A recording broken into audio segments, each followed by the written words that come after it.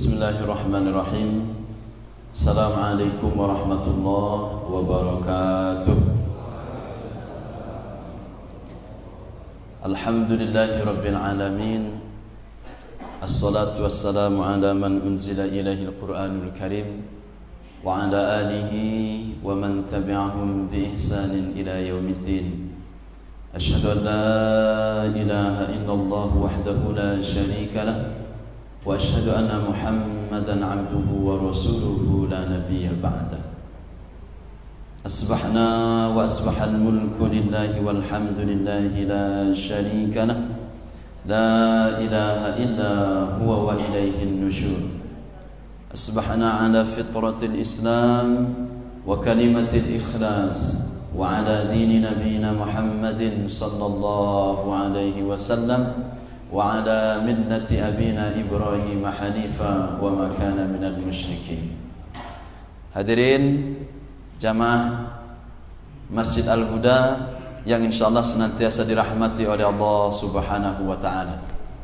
Insyaallah moga-moga jamaah Masjid Al-Huda terutama dalam kajian subuhnya senantiasa diberkahi oleh Allah Subhanahu wa taala dan jamaahnya senantiasa ramai dalam menuntut ilmu yang mana nantinya insyaallah akan mendekatkan diri kepada Allah Subhanahu wa taala. Sebelum kita masuk ke bab tayamum, hadirin sekalian, saya ingin menjelaskan suatu tafsir. Tafsir ini dijelaskan oleh Dr. Muhammad Yahya PhD. Jadi beliau ini adalah seorang pembina kampung muslim di Australia. Dan beliau banyak belajar tafsir. Tafsir beliau banyak, terutama tafsir tematik. Ada satu hal yang menarik yang harus menjadi renungan kita bersama. Allah Subhanahu wa taala menurunkan wahyu yang pertama, jumhur sepakat. Meskipun di dalam kitabnya Manna' al-Qattan, dalam kitab beliau Mabahis fi Ulumil Quran, tentang ulumul Quran, itu bahwa ada yang mengatakan surah yang pertama kali turun surah Al-Muzammil, ada yang mengatakan yang pertama kali turun surah Al-Alaq. Dua pendapat yang kuat ini kalau dalam ulumul Quran karyanya Imam Manna' al-Qattan. Tapi jumhur, mayoritas ulama sepakat bahwa wahyu yang pertama kali turun adalah surah Al-Alaq 1 sampai 5. Nah, surah Al-Alaq ini hadirin sekalian, Iqra' bismi rabbikal ladzi khalaq.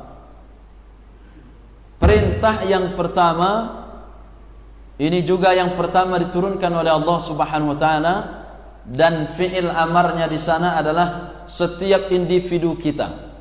Iqra' untuk kalimat anta. Jadi yang diperintahkan itu kamu. Iqra', bukan iqra'u gitu. Kalau iqra'u kalian semua. Tapi ini iqra'. Siapapun yang membaca itu ya dia yang kena. Siapa yang beriman kepada Al-Quran dia yang kena. Artinya setiap muslim mesti iqra'. Bacalah. Membaca di sini bermakna belajar. Belajar, terus belajar. Jadi yang utama dan ini yang penting bagi kita adalah terus belajar.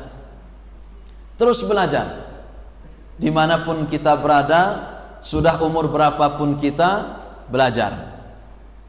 Nah, kalau orang sudah banyak belajar, hadirin sekalian, maka Allah mengawali dengan kalimat Iqra', ada qara'a, membaca, belajar termasuk di dalamnya. Karena orang yang belajar itu pasti akan membaca. Ini kita membaca kitab ini nih. Nanti hadirin sekalian di rumah membaca tafsir, membaca Al-Quranul Karim, membaca Riyadhus Shalihin, membaca kitab-kitab Bukhari, Muslim dan seterusnya, baca. Nah, kemudian di ujung ayat itu, apa ujung ayatnya hadirin sekalian? Jamaah Al-Huda sudah hafal semua kan? Iqra bismi rabbikal ladzi khalaq, khalaqal insana min 'alaq. Nanti ujungnya kalla la tuti'hu wasjud waqtarib. Ada kalimat wasjud dan waqtarib. Terselip kalimat di sana ada sajadah dan iqtaraba. Artinya kalimat sujud dan kalimat mendekat. Maknanya apa? Kata beliau, bahwa orang-orang yang senantiasa belajar, orang-orang yang senantiasa menuntut ilmu, maka dia akan senantiasa bersujud kepada Allah dan senantiasa mendekatkan diri kepada Allah. Jadi orangnya tawadhu, tidak sombong. Nah, itu kalau orang yang sudah banyak ilmunya, hadirin sekalian. Jadi kalau orang ada banyak ilmu justru mendatangkan sombongan, justru mendatangkan dia keangkuhan, itu perlu dipertanyakan ilmunya. Jadi orang yang belajar, terus belajar, ikuti kajian, belajar, buka bukunya, Bukhari Muslimnya dibuka, Riyadhus Shalihinnya dibuka, semua dibuka. Jadi banyak belajar akan mendatangkan banyak bersujud kepada Allah dan juga banyak mendekatkan diri kepada Allah, hatinya menjadi tawadhu. Moga-moga jamaah sekalian, terutama majlis subuh Masjid Al-Huda ini, insyaallah senantiasa diberikan rasa untuk senantiasa bersujud dan bertaqarrub kepada Allah Subhanahu wa taala. Amin Allahumma amin. Nah, hadirin dimuliakan oleh Allah Subhanahu wa taala. Kita lanjut. Setelah bab ini insyaallah nanti kita akan masuk bab solat. Bab solat nanti kenanya insyaallah di Masjid Al-Hidayah. Maka saya harapkan jamaah sekalian, meskipun solat rutinnya di Masjid Al-Huda, nanti ke Masjid Al-Hidayah. Nah, itu Pak Rizwan ya. Insyaallah nanti akan kita bahas bertepatan dengan waktu Isra Mi'raj atau Maulid Nabi. Maulid ya? Maulid Nabi insyaallah. Moga-moga nanti kita juga ada di momen itu juga insyaallah. Karena jamaah sini, jamaah sana, jamaah sana, jamaah sini juga.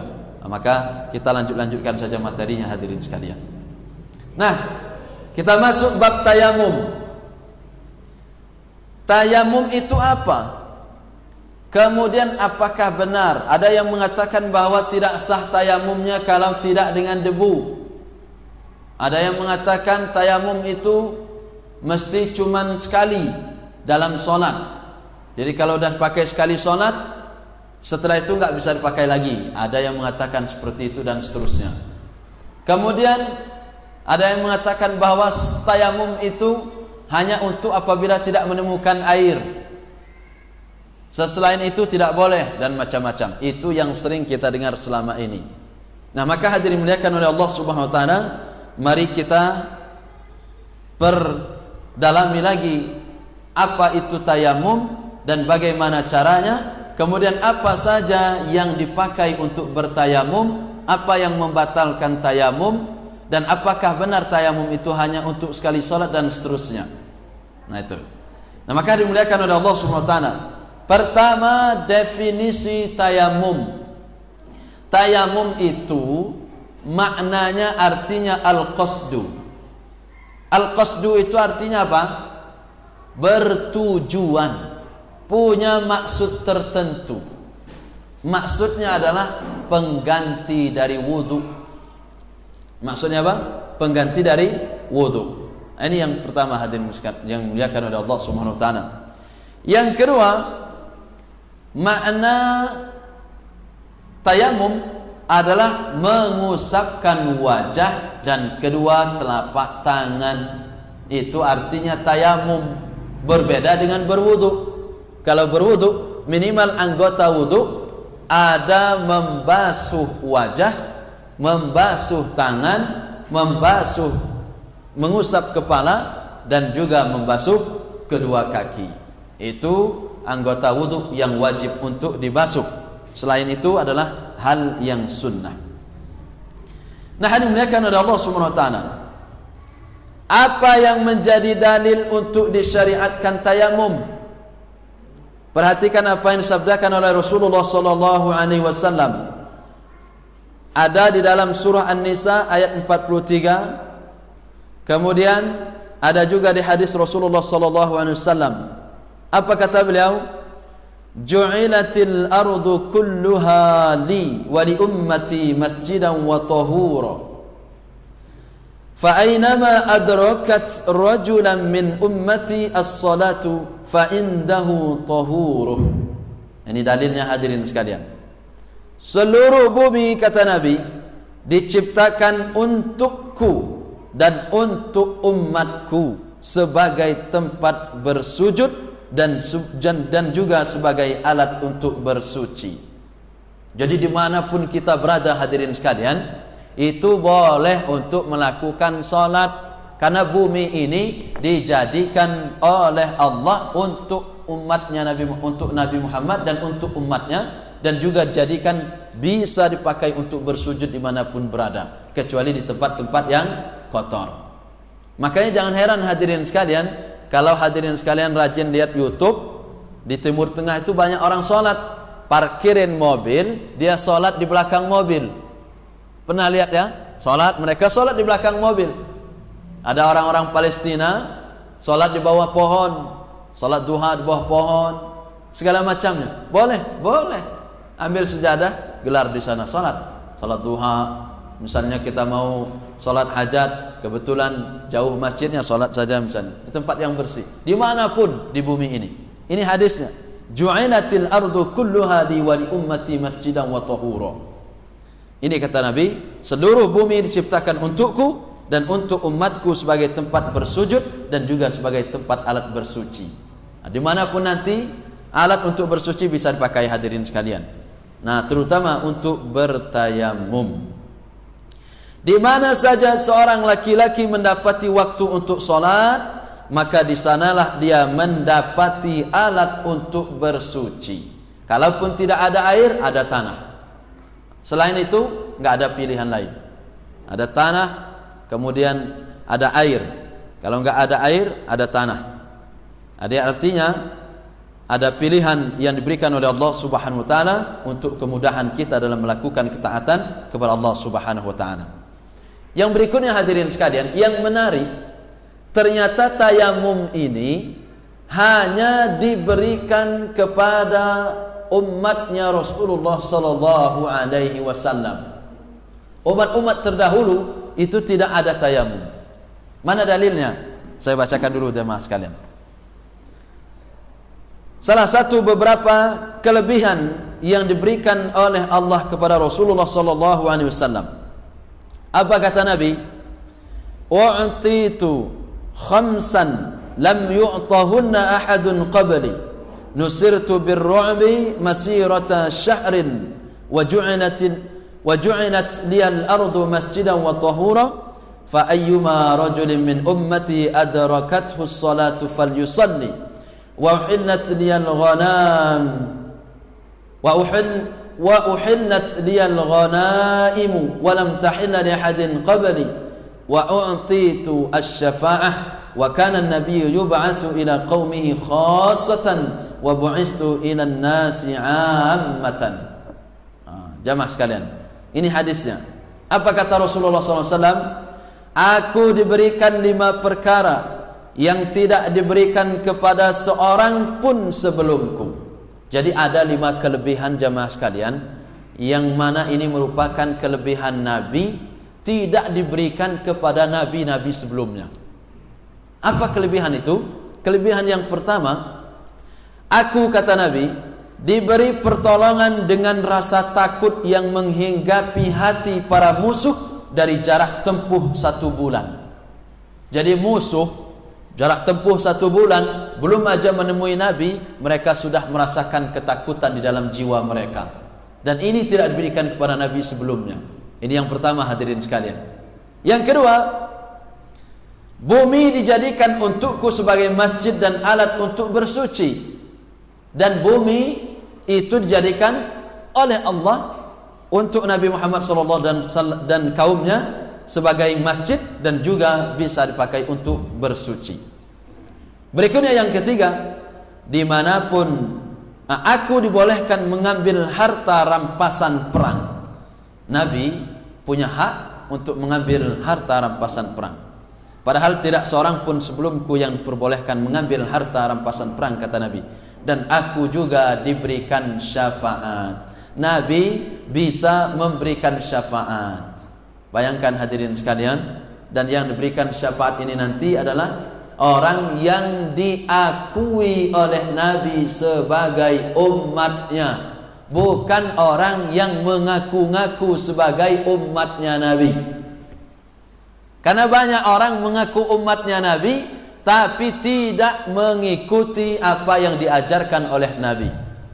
Banyak yang mengatakan dia umatnya Rasulullah sallallahu alaihi wasallam, tapi justru dia menentang ajaran Rasulullah sallallahu alaihi wasallam. Na'udzubillah hadirin sekalian. Nah, maka termasuk makan dan minum dengan tangan kiri itu sebenarnya melanggar dari apa yang digariskan oleh Rasulullah sallallahu alaihi wasallam. Tidak mau salat berjamaah ke masjid melanggar Rasulullah sallallahu alaihi wasallam. Dia mengaku umatnya Nabi tapi tidak pernah membaca Al-Quran, sementara Nabi membaca Al-Quran terus-menerus. Dia mengaku umatnya Nabi tapi tidak mau menghargai sesama kaum muslimin, suka menyakiti hati tetangganya.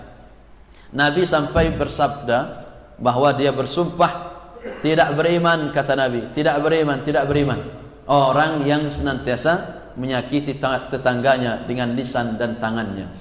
Nah, maka hadirin sekalian, walaupun dia sholat, kalau suka menyakiti hati tetangganya, itu sebenarnya melanggar Nabi Muhammad SAW. Jadi hati-hati, ini yang kita ngerikan. Orang yang mengaku umatnya Nabi, tetapi Nabi tidak mengakui kita sebagai umatnya. Na'udzubillah min dzalik. Nah, maka orang yang diberi syafaat adalah orang yang diakui oleh Nabi sebagai umatnya. Ini kelebihan Nabi, hadirin sekalian, bahwa beliau diberikan syafaat untuk memberikan syafaat kepada umatnya. Berikutnya, yang terakhir kelebihan Nabi adalah bahwa nabi-nabi sebelumku, kata Nabi, itu diutus hanya untuk umatnya. Tapi aku, kata Nabi, diutus untuk seluruh manusia sampai akhir zaman. Inilah salah satu kelebihan yang diberikan Allah kepada Rasulullah SAW. Nah, berikutnya hadirin sekalian, kapan kita diperbolehkan untuk bertayamum? Nah, kapan? Apakah kalau dalam cuaca dingin boleh bertayamum? Apakah kalau hanya waktu air tidak ada? Kemudian bagaimana misalnya kalau ada air tetapi air ini dipakai untuk minum? Kalau kita pakai untuk wudhu, ini bisa habis dan kita tidak bisa untuk minum. Boleh enggak bertayamum dalam kondisi seperti itu dan seterusnya? Nah, yang pertama hadirin muliakan oleh Allah Subhanahu wa taala, kondisi yang membolehkan kita untuk bertayamum, yang pertama, jika tidak menemukan air atau menemukan air tapi tidak cukup untuk bersuci. Nah, ini hadirin sekalian. Pertama, jika kita benar-benar tidak mendapati air. Di sekitar kita sudah berkeliling atau radius berapa meter misalnya, kita ternyata tidak menemukan air. Akhirnya kita bertayamum. Atau ada air tetapi tidak cukup dipakai untuk bersuci, maka ini kondisi yang boleh kita untuk bertayamum. Nah, maka hadirin dimuliakan oleh Allah Subhanahu wa taala, Imran bin Husain radhiyallahu anhu menceritakan, kami pernah bersama Rasul dalam suatu perjalanan, dalam satu safar, maka kami salat dan Rasul menjadi imam. Ada seorang laki-laki yang tidak salat, dia enggak salat ini. Kemudian beliau bertanya, Nabi bertanya kepada orang yang tidak ikut salat tersebut, mengapa kamu tidak ikut salat? Kata Nabi. Maka dia menjawab, saya sedang junub dan tidak ada air. Maka Rasul bersabda, bertayamumlah, itu sudah mencukupi. Hadis Bukhari dan Muslim. Nah, termasuk misalnya hadirin sekalian, kita misalnya dari sini pergi ke Krui. Kan kita nggak paham daerah sana. Pas kita dapati misalnya musola atau masjid, kita cari cair air nggak ada misalnya. Kemudian musola itu jauh pula dari penduduk. Atau misalnya dalam keadaan kering di sana. Penduduknya di sana misalnya juga sedang dalam keadaan kekurangan air. Maka kita boleh bertayamum dalam kondisi seperti itu. Di musolanya nggak ada air, kerannya kosong semua, masih musim kemarau. Ada air tapi sedikit sekali, tidak cukup untuk dipakai berwudu. Maka bertayamumlah. Itu semua adalah kemudahan yang diberikan oleh Allah Subhanahu wa taala. Karena ada orang sudah masuk waktu sholat, sudahlah, nggak ada air sini, terus saja sampai ke sana. Cari lagi nggak ada air, terus lagi. Akhirnya menjadi terlambat dia melakukan sholat. Nah, hari dimuliakan oleh Allah Subhanahu wa taala, ini yang menjadi catatan adalah sebelum dia melakukan tayamum, dia harus benar-benar mencari air di sekitarnya. Di sekitarnya. Mungkin ada orang lain yang masih mempunyai air. Jika benar-benar sudah tidak mendapati air, maka dia boleh untuk bertayamum. Jadi nggak perlu harus ke mana, misalnya ke Raja Basa cari airnya, nggak perlu, sekitarnya aja, di sekitarnya aja hadirin sekalian. Jadi tidak harus pergi ke kecamatan sebelah, sudah di sekitaran kita aja. Nah itu. Jadi kalau sudah memang benar-benar tidak ada lagi, maka bertayamumlah. Ini kondisi yang pertama hadirin sekalian. Kondisi yang kedua, boleh bertayamum jika dalam keadaan terluka atau sedang sakit. Nah ini hadirin sekalian. Jika terkena air, sakitnya akan bertambah parah atau susah untuk sembuh. Ini diketahui dari pengalaman atau juga nasihat para dokter. Jadi kalau seandainya kita habis kecelakaan hadirin sekalian, banyak anggota badan kita yang terluka, banyak anggota badan kita yang terkena lecet-lecet, sehingga kalau terkena air, ini dikhawatirkan susah untuk kering, susah untuk sembuh. Atau kalau dia terkena air, justru akan bertambah parah lukanya. Maka dalam kondisi seperti itu, meskipun di rumahnya banyak air, dia boleh bertayamum. Bagaimana caranya? Nanti hadirin sekalian, berikutnya caranya bagaimana nanti. Ini sekarang kondisi-kondisi yang membolehkan kita untuk bertayamum terlebih dahulu, gitu ya. Jadi ini sebuah keringanan yang diberikan oleh Rasulullah SAW, tentunya atas izin Allah Subhanahu wa taala. Yang ketiga hadirin sekalian, ini yang ketiga, kita boleh bertayamum jika air sangat dingin dan mendatangkan mudarat, sementara itu dia tidak mampu menghangatkannya atau tidak mampu pergi ke pemandian air hangat. Misal kita di Liwa hadirin sekalian, wah dinginnya luar biasa. Jadi kalau kita mau wudu, itu bisa menggigil badan kita. Saya pernah minap di Liwa, itu waktu masih mahasiswa dulu. Mau wudu subuh, karena kita biasa di Bandar Lampung ke Liwa. Padahal kata orang Liwa mungkin normal, tapi kita itu tidak normal kalau baru sekali-sekali. Akhirnya menggigil badan, tapi alhamdulillah tidak sampai sakit. Nah kalau seandainya kita dalam kondisi musim yang sangat dingin, kemudian kita kalau berwudu itu bisa justru sakit, sementara kita tidak mampu menghangatkan air itu, nggak mampu menghangatkannya. Kebetulan kompor juga habis misalnya gasnya, kemudian api juga susah untuk dihidupkan misalnya, kondisi-kondisi seperti itu, maka kita boleh bertayamum saja. Nah ini boleh hadirin sekalian, boleh. Air ada, tapi dinginnya luar biasa. Kalau kita berwudu menggigil badan ini, justru tidak bisa mendatangkan kekhusyuan dalam sholat misalnya, maka boleh bertayamum dalam kondisi seperti itu.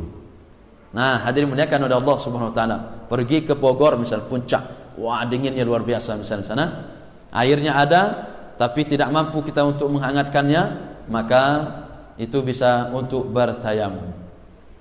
Ini kondisi yang ketiga hadirin sekalian. Yang keempat, boleh seorang muslim itu bertayamum jika air berada tidak jauh.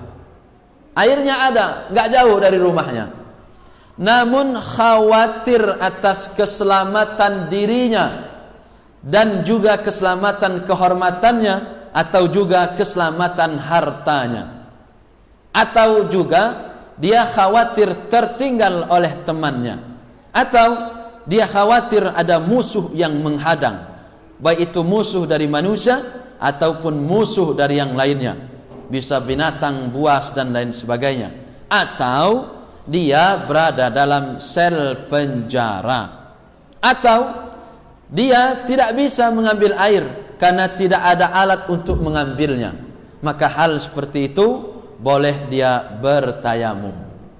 Contohnya gimana hadirin sekalian? Contoh. Misalnya kita di ladang ini, kebetulan lupa ngambil air, nggak nyetok misalnya, nggak nyetok untuk di rumah, di stok untuk berwudu misalnya.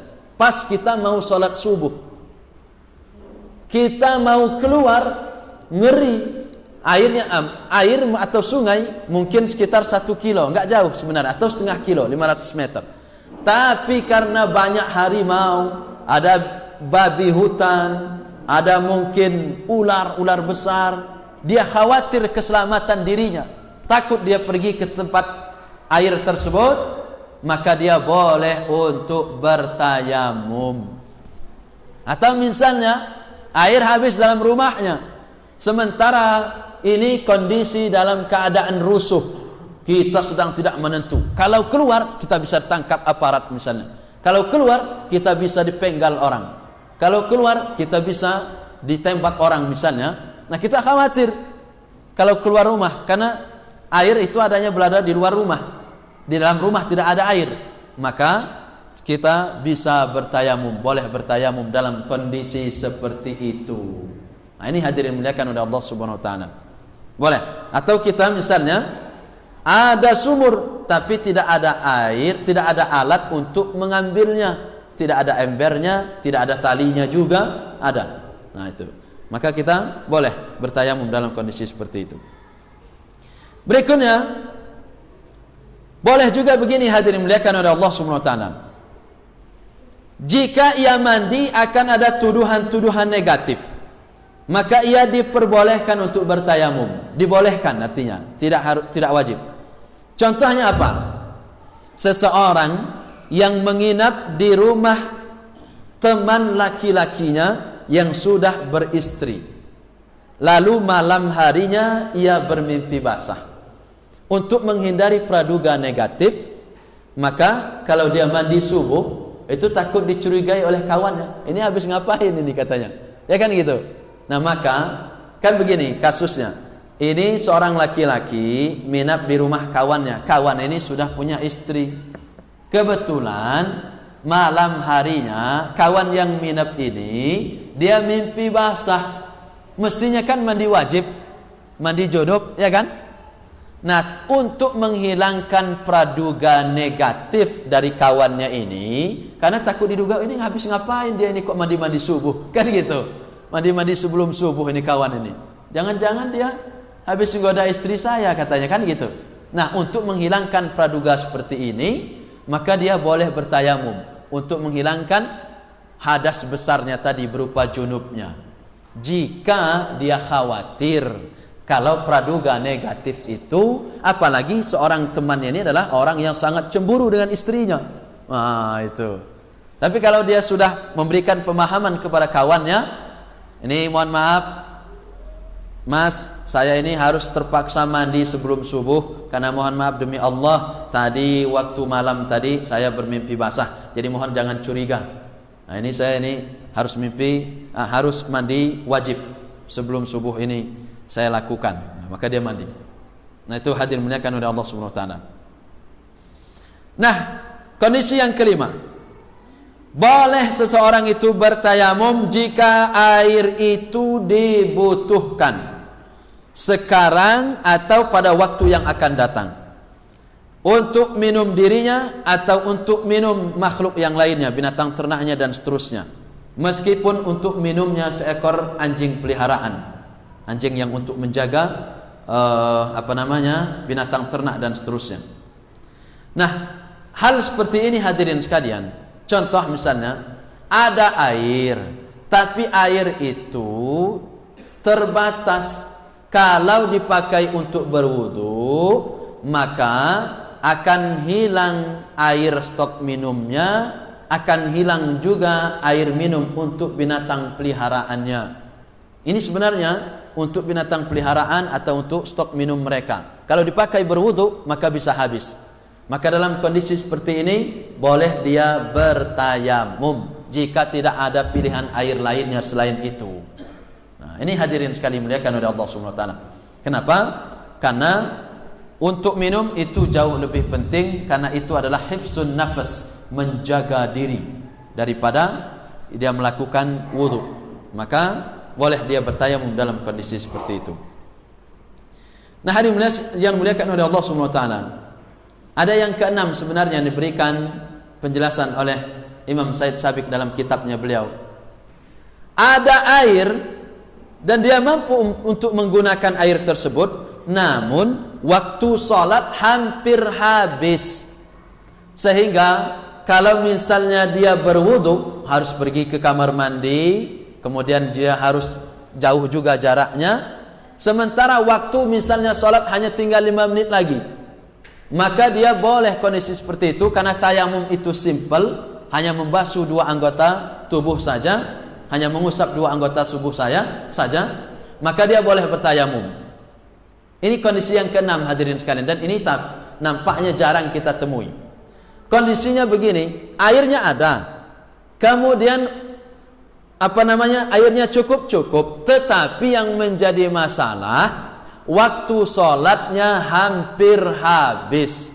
Kalau dia berwudu terlebih dahulu, maka akan menyita waktu. Maka dia dalam kondisi seperti itu, untuk memperingkas waktu, dia boleh bertayamum.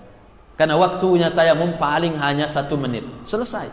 Bahkan tidak sampai 1 menit. Kalau wudu, itu lama dia wudunya. Nah, maka dalam kondisi yang keenam ini hadirin sekalian, meskipun jarang kita temui, boleh dia untuk berwudu, boleh. Nah, sekarang hadirin muliakan oleh Allah Subhanahu wa taala, apa yang digunakan untuk bertayamum? Sepakat para ulama hadirin muliakan oleh Allah Subhanahu wa taala, alat yang dipakai untuk bertayamum itu adalah as-sa'id. As-sa'id itu hadirin sekalian, seluruh permukaan bumi. Difahami di sini ya. Alat untuk berwudu itu bukan hanya debu. Ingat ini. Alat untuk tayamum, alat untuk bertayamum itu bukan hanya debu. Kalau kebetulan kita ada tumpukan bata itu boleh dipakai untuk tayamum, boleh. Kebetulan hanya ada batu misalnya, kemudian kita ambil batu itu, gosok-gosokin, dipakai untuk tayamum, boleh. Jadi yang namanya sa'id ini hadirin sekalian, seluruh permukaan bumi. Jadi baik dia berupa batu, berupa tanah, berupa pasir. Pasir bisa.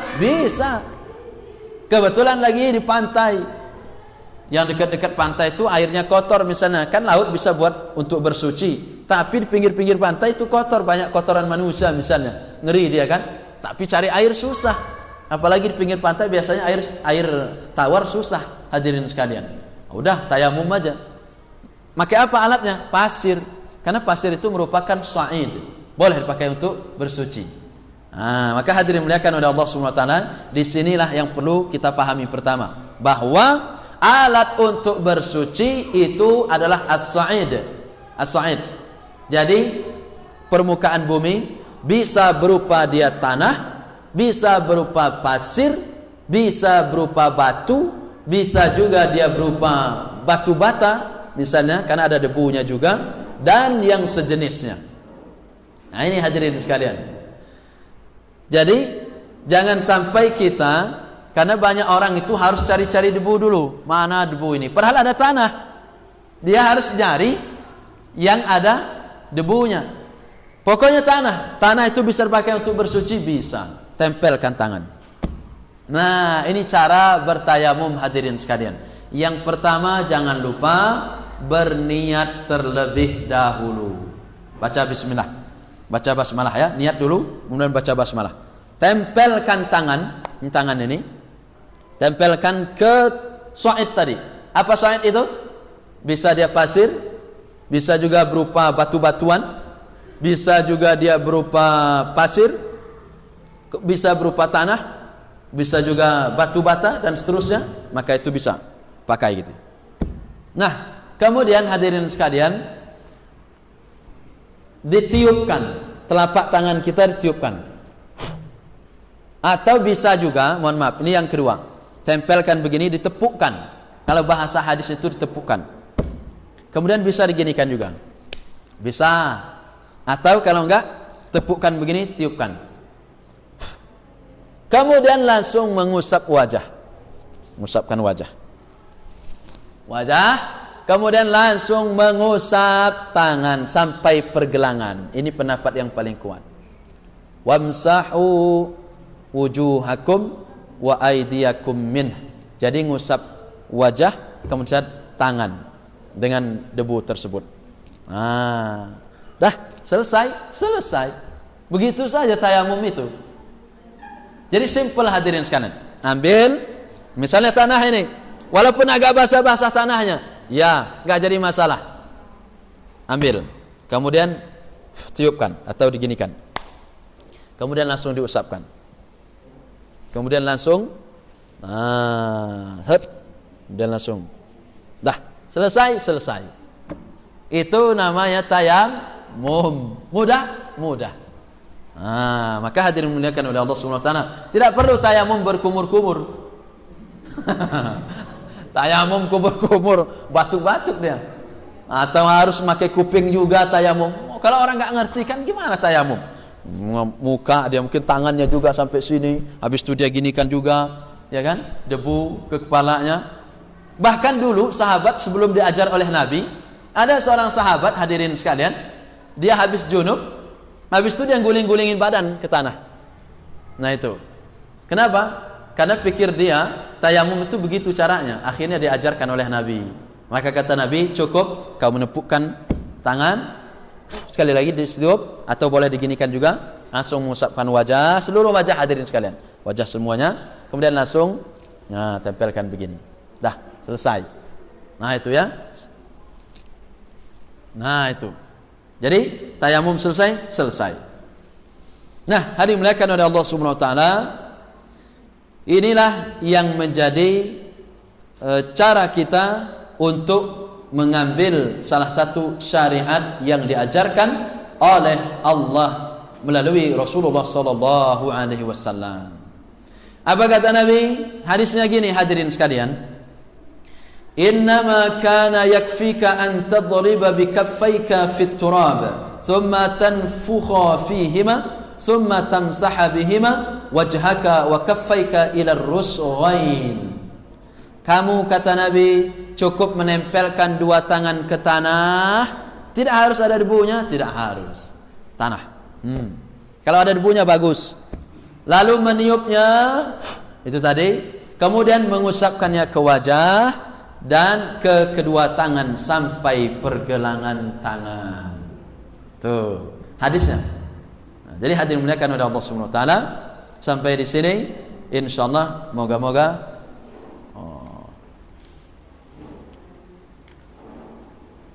Pak, pada saat sholat badan bergerak terus. Oh, ini pertanyaan ya?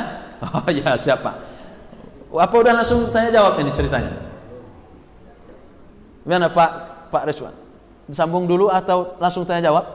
Saya ikut panitia aja ini. Sambung dulu ya. Baik hadirin sekalian dimuliakan oleh Allah Subhanahu wa taala. Berikutnya, saya agak percepat kalau begitu ya. Harus tuntas ini bab tayamum. Berikutnya, apa saja yang membatalkan tayamum? Sebenarnya hadirin dimuliakan oleh Allah Subhanahu wa taala, semua yang membatalkan wudu juga membatalkan tayamum. Pernah kan kita bahas apa-apa saja yang membatalkan wudu? Nah itu. Maka hal tersebut menjadi apa yang membatalkan wudu, itulah yang membatalkan tayamum, ditambah apabila dia mendapati air. maka dia boleh untuk dia harus membatalkan tayamumnya. Nah, hari muliakan oleh Allah Subhanahu wa taala, langsung saja kita masuk ke tanya jawab terlebih dahulu, karena kita waktu syuruknya itu jam 6:30 lewat 10 menit. Ya. Lewat 5 menit lah ya. Lewat 45. Masih ada waktu 45 menit, berarti 45 menit, 15 menit. Jam 6 lewat 45 atau jam 7 kurang seperempat. Jam 6 kurang seperempat. Nah, itu waktu untuk bertanya jawab, kita kasih 15 menit. Oke, lebih banyak tanya jawab saja jamaah sekalian. Dipersilahkan. Ambil saya minum juga dulu. Ya.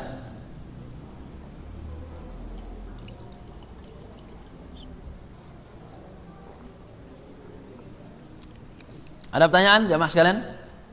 Tidak harus berkenaan dengan tayamum. Kalau kebetulan ada pertanyaan di luar itu, silakan.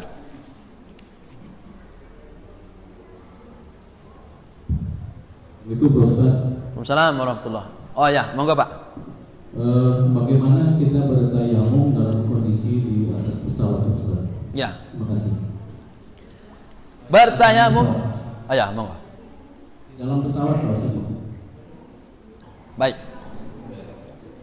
Di dalam pesawat, di dalam bus dan seterusnya, maka para ulama menjelaskan bahwa boleh dia menempelkan ke dinding. Kalau misalnya kursi depan, dia tempelkan di dinding itu. Ini keringanan, karena nggak mungkin dia harus turun dulu. Itu bisa meninggal dunia. Atau turun dari bus misalnya. Ini karena dalam keadaan darurat. Maka dia boleh menempelkan, atau dia tempelkan mana? Ke dinding kanan, dinding kiri, atau ke kursinya, tempelkan saja. Dan caranya sama seperti yang tadi. Tempelkan di bus misalnya, ada di bus itu debu-debu ada. Pesawat juga ada debu walaupun sedikit. Tempelkan saja. Kemudian tiupkan, kemudian gosokkan wajah, kemudian langsung ke sini. Nah, itu aja Pak. Itu langsung sholat. Allahu Akbar. Kalau misal kita sholat dalam kendaraan, kalau memungkinkan, dulu Nabi kalau sholat di atas kendaraan itu diarahkan dulu ke arah kiblat. Nah, binatang tunggangannya diarahkan ke kiblat, onta atau kudanya, baru takbir Allahu Akbar. Nah, setelah itu ya sudah, kemanapun onta itu mau pergi ya silahkan, atau kuda itu. Kalau memungkinkan, kalau tidak, kemanapun arah kapal, kemanapun arah bus, kemanapun arah pesawat, sholat aja. Karena Allah yang memiliki seluruh langit dan bumi. Nah, jadi jangan sampai kita arah misalnya kiblat kita ke sana, kebetulan pesawat arah sana, harus kita balik arah pula. Misalnya ke sana, enggak perlu. Nah, itulah Islam. Nah, hadirin sekalian. Monggo, ya. Monggo, Mas. Assalamualaikum warahmatullahi wabarakatuh. Ya. Berarti kalau saya simpulkan dari keterangan Ustaz, tayamum itu bukan hanya untuk menghilangkan hadas kecil ya. Tadi keterangan tentang mandi junub. Betul. Itu berarti bisa juga untuk menghilangkan hadas besar. Betul. Gitu ya. Betul. Ada kewajiban lagi nggak setelah kita minum air terus kita baru mandi junub, apa cukup dengan tayamum saja? Jawabannya Ustaz. Terima kasih. Assalamualaikum warahmatullahi wabarakatuh. Maksudnya kalau dia sudah bertemu air. Oke. Kalau misal begini hadirin sekalian.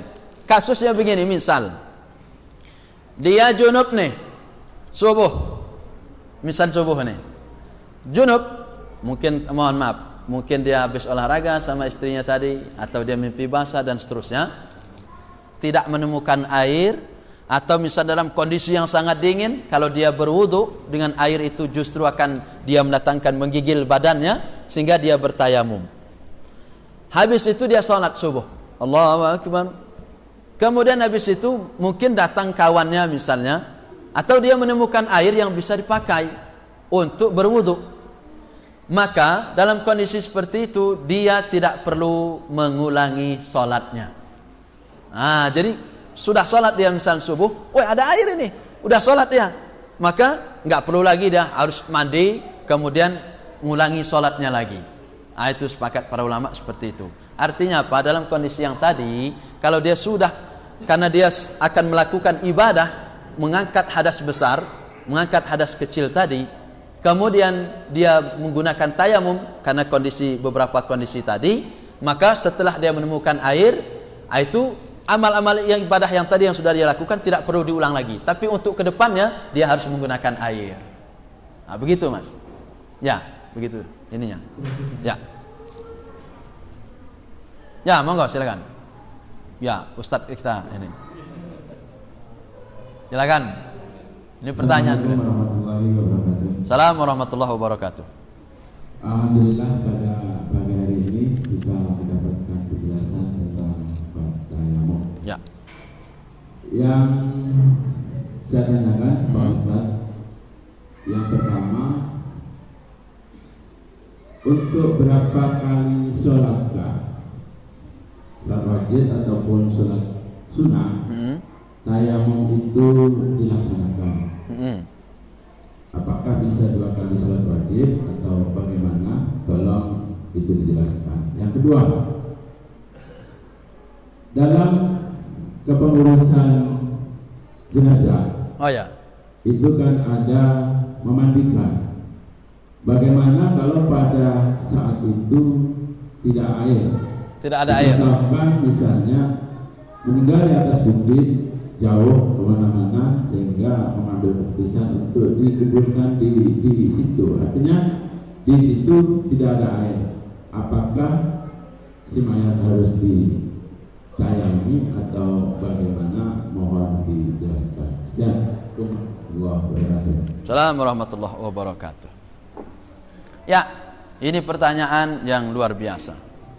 Jadi hadirin muliakan oleh Allah Subhanahu wa taala, tadi kita ada satu hal yang belum kita bahas sebenarnya untuk menjelaskan tentang hal itu. Masalah untuk mayit. Nah, untuk mayit, ini mayitnya ini meninggal dunia, tapi tidak ada air. Wah, ini kan hal yang luar biasa. Nah, apakah boleh dia ditayamumkan? Nah, ini sampai di sini saya harus mencari dalil-dalil yang kuat terlebih dahulu untuk menjawab hal ini. Karena salah satu memang kewajiban seorang muslim kepada jenazah itu, satu dia harus memandikan, yang kedua dia harus mengkafani, ketiga dia harus menyolatkan, yang keempat dia harus menguburkan. Nah, tapi kalau yang masalah apa yang pertama tadi pertanyaannya? Ya, bisa untuk beberapa salat sunnah tapi kalau misalnya dia salat subuh tadi, maka dia bertayamum, maka boleh dipakai untuk syuruk, boleh. Nah, nanti dia salat duha, boleh. Nah, tapi kalau untuk salat zuhur nanti dia tayamum lagi. Nah, begitu. Jadi boleh untuk beberapa salat. Boleh. Itu. Jadi setelah salat wajib, salat sunnahnya, rawatibnya, kemudian ba'diyah, qabliyahnya, setelah salat wajibnya itu sunnah-sunnah setelahnya, maka boleh dilakukan dengan satu tayamum tersebut. Nah, itu boleh. Kalau untuk jenazah tadi, saya khawatir salah dalam menjawab, maka saya harus pelajari terlebih dahulu. Itu ya. Wallahu a'lam bishawab. Kondisi-kondisi yang seperti ini, ini berat ini ya. Ya. Tapi kalau dia mati syahid, itu nggak perlu langsung dimandikan, nggak perlu dimandikan. Jadi kita ini kan langsung kuburkan langsung. Maka darah-darah yang menempel dalam tubuhnya itu akan menjadi saksi bagaimana syahidnya dia di hadapan Allah Subhanahu wa taala. Nah, itu. Wallahu a'lam bishawab. Ya, berikutnya. Silakan yang lain. Ya, monggo Mas. Assalamualaikum warahmatullahi wabarakatuh. Ya, monggo Pak. Yaitu pertanyaan saya, yaitu pada saat kita buang air besar, tapi misalkan kita di ladang atau pas mau waktu sholat, itu bagaimana? Terima kasih. Ya, nggak ada air maksudnya. Ya, karena nggak disebutkan dulu. Kalau ada air ya cebok. Kalau nggak ada air maka dia harus. Seandainya tidak ada air, kita mohon maaf, buang air kecil, buang air besar, enggak ada air, maka bagaimana caranya? Sebenarnya di bab menghilangkan najis sudah ada kita ini kan. Maka bisa menggunakan batu. Ya, mohon maaf. Laki-laki gampang menggunakan batu ya. Nah, itu.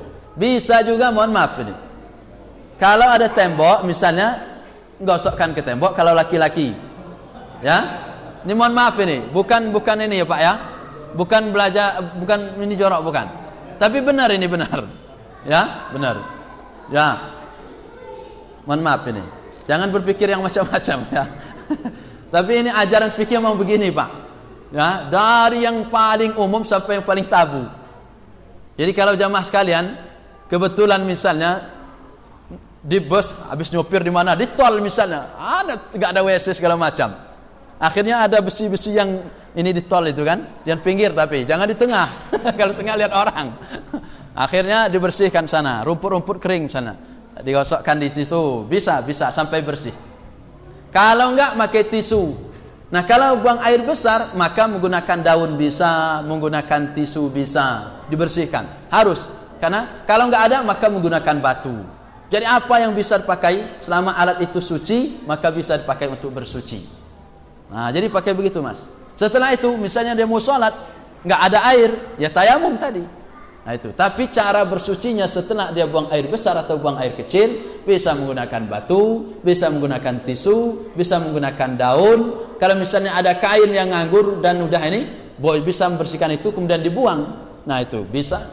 Jadi apalagi misalnya tisu, batu, kemudian kain, daun, nah itu bisa. Atau misalnya kulit kayu, bisa dipakai itu kalau memang benar-benar tidak ada air. Setelah itu baru dia bertayamum, mensucikan tadi. Setelah itu dia baru bertayamum. Begitu. Jadi jangan sampai dibiarin aja habis itu langsung tayamum, enggak. Tetap dia harus dibersihkan dengan alat-alat itu. Nah, itu Mas. Jadi setelah itu dia bertayamum, kemudian sholat, udah begitu. Nah, inilah salah satu bagaimana cara menghilangkan najis yang sudah kita lakukan. Artinya kita membuang air kecil, membuang air besar, menghilangkannya salah satunya dengan itu kalau tidak ada air. Nah, sebelah saya jawab dulu ini jamaah sekalian. Dari tadi ini. Dari ibu-ibu ini nampaknya Pak Rizwan ya. Pada saat sholat, badan bergerak terus, tidak tegap. Tidak tegap atau tidak tetap ini? Kalau memang badannya miring, mau gimana dipaksa untuk tegap? Misalnya, dia tidak tegap, itu membatalkan sholat atau tidak? Nah itu ya. Sholat misalnya, badannya bergerak terus. Seperti apa gerakannya? Karena ada juga orang tuh yang hobi sholat tuh goyang-goyang begini. Perhatikan jamaah sekalian. Allah memerintahkan kita sholat itu dengan khusyuk. Nah khusyuk itu, buka bukunya, ada Ustadz kami namanya Ustadz Hafiz Suyanto. Beliau itu mengarang buku sholat khusyuk. Di dalamnya membahas tentang khusyuk. Beliau pakar bahasa Arab, pintar bahasa Arabnya, karena memang lulusan Libya. Jadi setelah ditelaah, makna khusyuk itu bukan bermakna konsentrasi. Itu satu ya. Jadi khusyuk itu jamaah sekalian, maknanya bukan konsentrasi. Artinya apa? Normal. Manusia normal kalau dia begini, Allahu Akbar, Allahu Akbar kabira, teringat kunci motor. Kan udah ya. Pernah nggak jamaah sekalian? Kalau nggak pernah, nggak normal itu manusia. Ya, ada teringat seperti itu sesekali di pikirannya, itu sebenarnya memang normal begitu. Justru yang nggak normal itu, ada ustadz yang mengatakan bahwa khusyuk itu tidak ingat sama sekali. Berarti orang itu sudah mabok. Iya Pak, karena yang namanya sholat itu butuh kesadaran. Saya jelaskan di sini dulu jamaah sekalian. Jadi khusyuk itu maknanya setidaknya ada dua. Pertama, tenang. Maka badan yang goyang-goyang ini Pak Rizwan, dia enggak khusyuk ini. Bismillahirrahmanirrahim. Ada tabur gitu orang sholat. Itu perlu ditegur. Atau kakinya misalnya, mohon maaf Pak ya. Ada orang itu yang sholatnya kakinya itu enggak bisa diam. Gini-gini terus. Bismillahirrahmanirrahim. Nah, itu dia sebenarnya melanggar khusyuk sebenarnya. Enggak khusyuk. Maka bisa membatalkan sholat, bisa kalau melihat dari makna khusyuk itu satu berupa tenang. Yang kedua, makna khusyuk itu artinya takut Pak. Jadi kita itu sholat, biasanya kalau orang takut banyak gerak atau tidak Pak? Enggak. Coba kita depan TNI banyak-banyak gerak, dibentak sama TNI itu. Takut kita kan? Diam aja kan? Depan polisi kita banyak-banyak gerak, diam kamu kata polisi. Diam kita. Kenapa? Nah, biasanya orang kalau takut, dia akan merasa tenang. Bukan tenang maksud kami, dia pasti gerakannya tidak banyak. Matanya enggak mau jalan kemana-mana kan gitu. Kemudian takut. Nah, maka hadirin muliakan oleh Allah Subhanahu wa taala, tatkala salat, Allahu akbar, tundukkan pandangan ke arah tempat sujud. Karena salah satu mata yang dilaknat itu waktu salat, itu adalah mata yang kalau dia setelah takbir itu matanya ke sana kemari atau dia mencongak ke atas. Bismillahirrahmanirrahim. Alhamdulillah. Ar-Rahmanir-Rahim. Maliki yaumiddin. Iya kan? Nah, itu enggak boleh, Pak. Enggak boleh. Itu mata yang akan salah satu mata yang dilaknat seperti itu. Atau dia Allahu akbar, ada orang itu salat, ada kawannya lewat dilihatnya. Ada kawannya dilihatnya. Habis itu dia balik lagi. Tapi ada orang lewat lagi dilihatnya lagi. Itu juga tidak khusyuk. Maka ini enggak boleh salat seperti ini, bisa batal salatnya, bisa batal. Itu jamaah sekalian. Nah, tapi kalau seandainya ada sesekali pikiran datang, caranya jangan diikuti pikiran itu. Karena memang ada setan spesialis penggoda orang salat bernama khanzab atau juga sering disebut khinzib. Bisa dibaca khinzib, bisa disebut khanzab. Setelah azan berkumandang mereka lari terbirit-birit. Setelah kita lagi sholat-sholat datang lagi mereka. Namanya setan. Mereka itu bisa pergi sejauh mungkin tapi bisa balik secepat mungkin juga. Bahkan mereka bisa mengalir di pembuluh-pembuluh darah kita sampai menembus hati. Maka mereka yuwaswisu fi sudurin nas. Mereka membisik-bisikkan ke dalam jiwa kita. Nah, maka sebelum sholat jamaah sekalian, agar khusyuk sholatnya, tenang, ada rasa takutnya di hadapan Allah, itu sebelum sholat, wuduklah yang benar. Kemudian waktu mau sholat benar, setidak-tidaknya jamaah sekalian, membaca isti'adzah. Isti'adzah itu, a'udzu billahi minasyaitonir rajim. Kalau mau ditambah lagi sempat membaca qul huwallahu ahad, qul a'udzu birabbil falaq, qul a'udzu binnas, bagus. Nah itu. Setelah itu baru Allahu Akbar. Agar apa? Agar tidak banyak pikiran. Kadang pikiran sini belum beli sayur, kadang pikiran anak belum dijemput, kadang utang belum dibayar, datang saja. Yang mana tadinya tidak datang. Itu sengaja setan membisikkan kepikiran kita agar kita tidak tenang di dalam sholatnya, tidak khusyuk. Nah itu dah maknanya tadi, tidak tenang. Enggak senang, galau aja dia. Akhirnya buru-buru dia dalam sholatnya.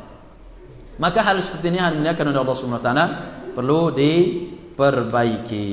Kenapa? Karena ada orang yang salat kata Allah tapi dia celaka. Fawailul lil musallin. Celakalah orang-orang yang salat kata Allah, alladzina hum an salatihim sahun, yaitu orang-orang yang lalai di dalam salatnya, termasuk banyak geraknya, banyak gerak-gerak tadi. Kalau badannya tidak tegap, ya karena banyak geraknya sana kemari badannya atau goyang ke depan ke belakang sama. Maka ini salah satu alladzina hum an salatihim sahun, alladzina hum yuraun, yaitu orang-orang yang riak, ada sikap riak dalam salatnya pun itu dia tidak sah salatnya. Bahkan dia akan dikatakan Allah menjadi celaka. Wallahu a'lam bishawab. Silakan jamaah sekalian yang lain. Ya, monggo Pak. Mohon maaf, saya minum dulu Pak.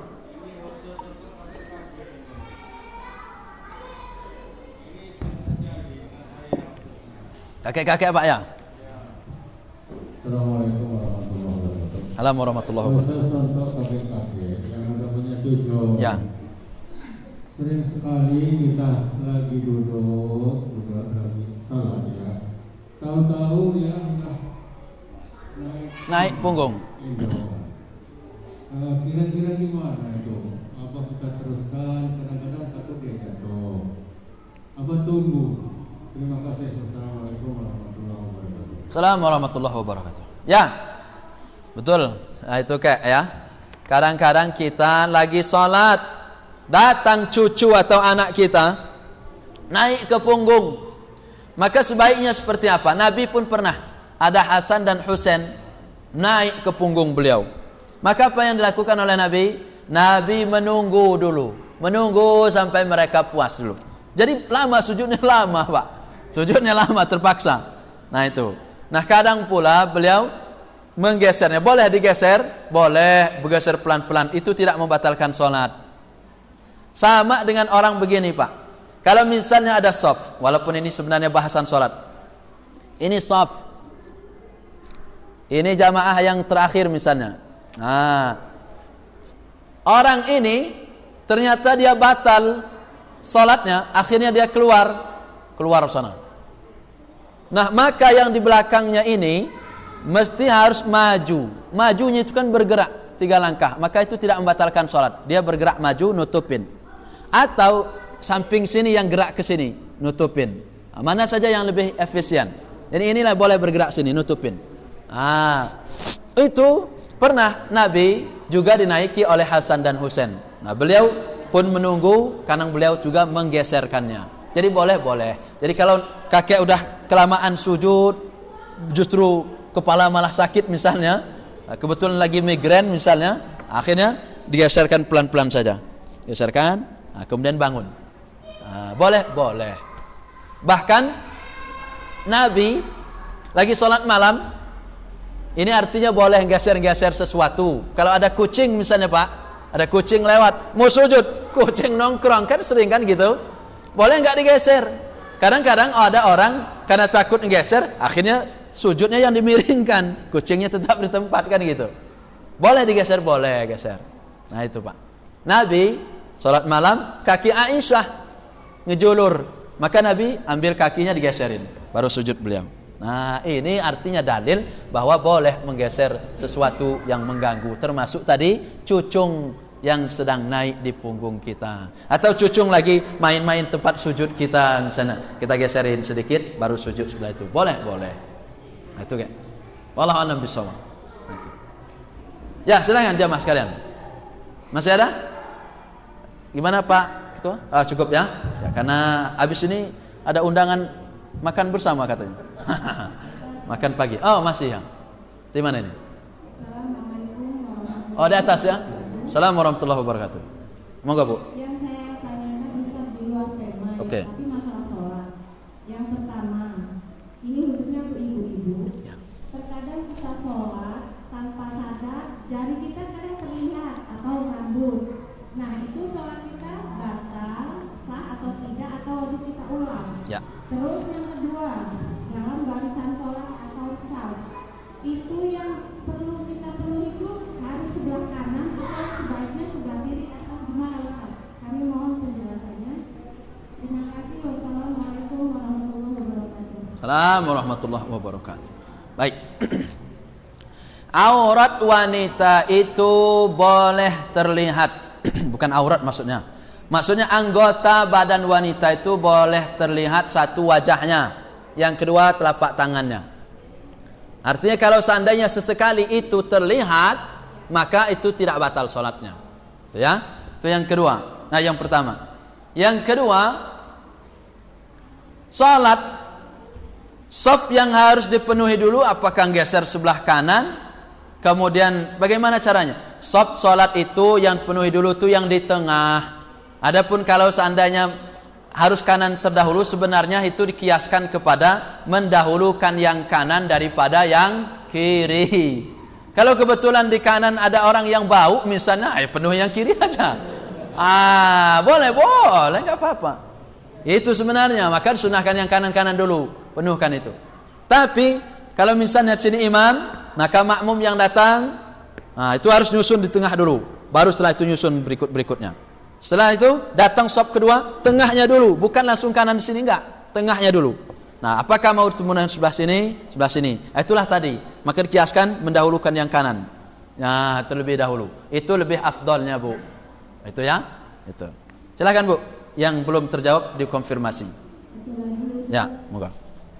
Mengenai tayamum tadi, apakah tayamum itu boleh diwakilkan? Maksudnya bila ada seseorang itu sakit sampai tidak bisa menggerakkan anggota badannya untuk bertayamum, itu gimana, Ustaz? Boleh. Jadi kalau seandainya saya sakit nih, nggak bisa gerakin tangan, mohon maaf, nauzubillah, misal tangan saya nggak bisa digerakkan, kemudian saya kalau kena air juga kedinginan, akhirnya diwakilkan oleh ustadz kita misalnya di depan, akhirnya beliau yang mentayamumkan gitu. Boleh.